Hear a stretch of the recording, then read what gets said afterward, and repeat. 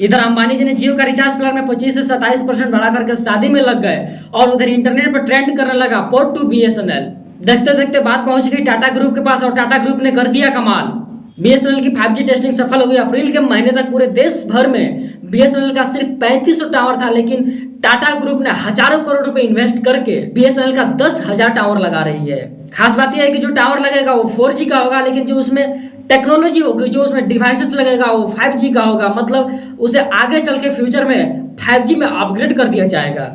जियो ने 25 से 27% रिचार्ज के पैसे बढ़ा दिया, लेकिन रिपोर्ट के अनुसार जियो फिर से इसी साल रिचार्ज के पैसा बढ़ा सकता है। अब यहाँ पर सवाल पैदा होता है कि अगर कोई कंपनी अपने सामान को फ्री या लॉस में दे रही है, फिर अपना कस्टमर बना करके उस सामान को मनमानी दामों पर बेचे, तो क्या इसमें गवर्नमेंट का कोई रूल रेगुलेशन नहीं है?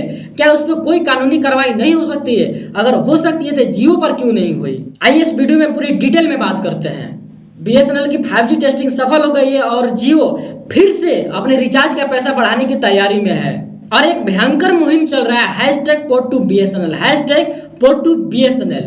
और बहुत सारे लोग बीएसएनएल में पोर्ट करवा लिए, लेकिन अगर जियो फिर से रिचार्ज प्लान बढ़ाती है तो जो बचे खुचे लोग हैं वो भी बीएसएनएल में पोर्ट करवा लेंगे। आजकल लगभग सभी लोग 2 सिम यूज करते हैं और एक सिम जियो या एयरटेल के रखे हैं तो दूसरे सिम को बीएसएनएल में पोर्ट करवा रहे हैं। टीसीएस के लगाई हुई टावर में 5G का भी डिवाइस लगा रहेगा, लेकिन बीएसएनएल का अगर 4G भी सही से नेटवर्क चलने लगा तो अधिकांश जियो एयरटेल वीआई का कस्टमर बीएसएनएल में आ जाएंगे। और जो जियो ने 10 साल की तैयारी करके 2016 में लॉन्च हुई थी और कॉलिंग नेट का जो मार्केट स्ट्रेटेजी तैयार किया था वो सारा बर्बाद हो जाएगा। दोस्तों, जियो कैसे भारत में टेलीकॉम कंपनी को ऊपर लाई थी ये पिछले वीडियो में बात किया था।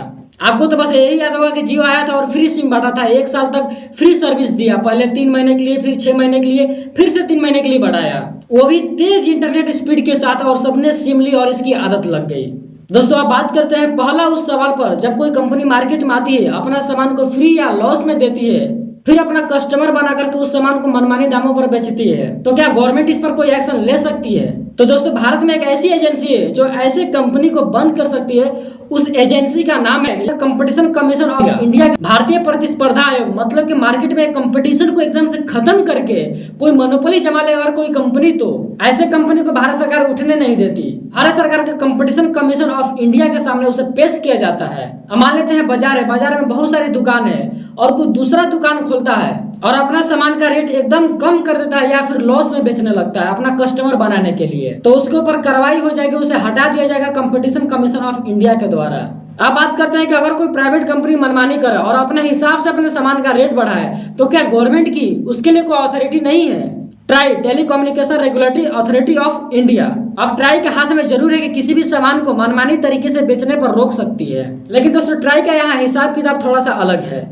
अगर प्राइवेट कंपनी जरूरी के सामान पर रेट बढ़ाती है तो ट्राई के द्वारा बिल्कुल उस बढ़ाई गई प्राइस को रोक सकती है और एक फिक्स प्राइस रख सकती है कि आप इससे ज्यादा प्राइस पर नहीं बेच सकते हैं। रूरल इलाका मतलब ग्रामीण इलाका जहां पर बेसिक नीड है टेलीकम्युनिकेशन का, अगर वहां पर कोई इसका दाम ज्यादा बढ़ा दे तो ट्राई बीच में आकर के रोक सकती है।